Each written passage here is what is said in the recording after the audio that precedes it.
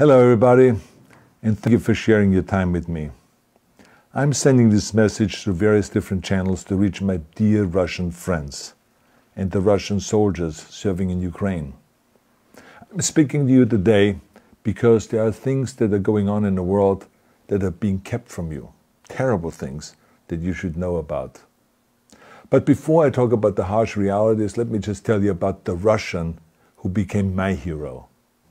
In 1961, when I was 14 years old, a very good friend of mine invited me to come to Vienna and to watch the World Weightlifting Championships. I was in the audience when Yuri Petrovich Vlasov won the World Championship title, becoming the first human being to lift 200 kilograms over his head. And somehow a friend of mine got me backstage. All of a sudden there I was, a 14-year-old boy, standing in front of the strongest man in the world. I couldn't believe it. He reached out to shake my hand. I mean, I still had a boy's hand. He had this powerful man's hand that swallowed mine. But he was kind, and he smiled at me. I will never forget that day. Never. I went home and I put his photo above my bed to inspire me when I started lifting weights. My father told me to take down that picture and to find a German or an Austrian hero. He got really angry, and we argued back and forth. He didn't like Russians because of his experience in the Second World War. You see, he was injured at Leningrad, where the Nazi army that he was part of did vicious harm to the great city and to its brave people. But I did not take the photograph down, no, because it didn't matter to me what flag Yuri Vlasov carried. My connections to Russia didn't stop there, by the way. Oh, it actually deepened when I traveled there with bodybuilding and for my movies and met all my Russian fans. And on one of those trips, I remember, I met Yuri Vlasov once again. It was in Moscow during the filming of Red Heat, which was the first American movie allowed to film in Red Square. Now, he and I spent the whole day together. He was so thoughtful, so kind, and so smart, and, of course, very giving. He gave me this beautiful blue coffee cup. And ever since then, I've been drinking my coffee out of every morning. Now, the reason why I'm telling you all of those things is that ever since I was 14 years old, I've had nothing but affections and respect for the people of Russia. The strength and the heart of the Russian people have always inspired me. And that is why I hope that you will let me tell you the truth about the war in Ukraine and what is happening there. No one likes to hear something critical of the government, I understand that.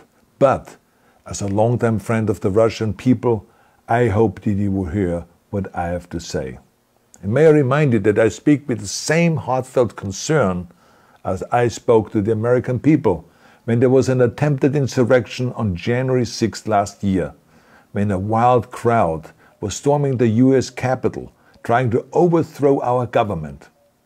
You see, there are moments like this that are so wrong, and then we have to speak up. And this is exactly the same with your government. I know that your government has told you that this is a war to denazify Ukraine.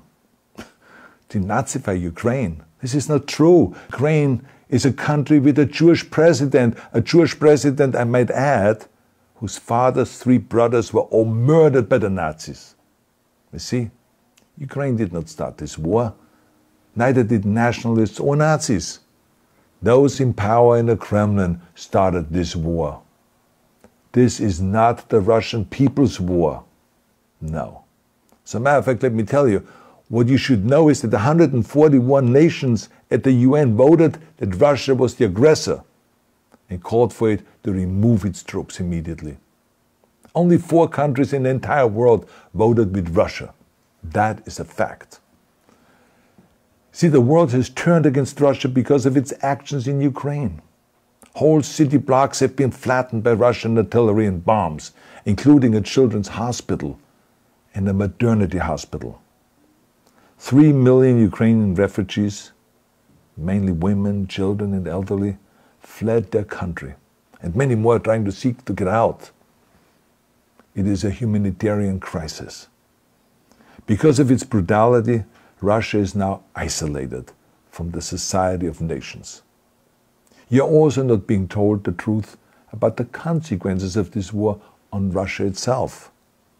I regret to tell you that thousands of Russian soldiers that have been killed. They have been caught between Ukrainians fighting for their homeland and the Russian leadership fighting for conquest. Massive amounts of Russian equipment have been destroyed or abandoned. The destruction that Russian bombs are raining down upon innocent civilians has so outraged the world that the strongest global economic sanctions ever taken have been imposed on your country. Those who don't deserve it on both sides of the war will suffer. The Russian government has lied not only to the citizens, but to its soldiers. Some of the soldiers were told they were going to fight Nazis. Some were told that the Ukrainian people would greet them like heroes, and some were told that they were simply going on exercise. They didn't even know that they were going into war. And some were told that they were there to protect ethnic Russians in Ukraine. None of this is true.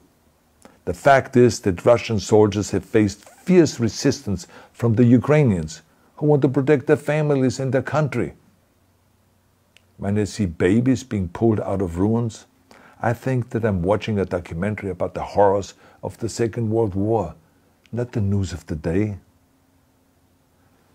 Now let me tell you, when my father arrived in Leningrad, he was all pumped up on the lies of his government. And when he left Leningrad, he was broken, physically and mentally. He lived the rest of his life in pain.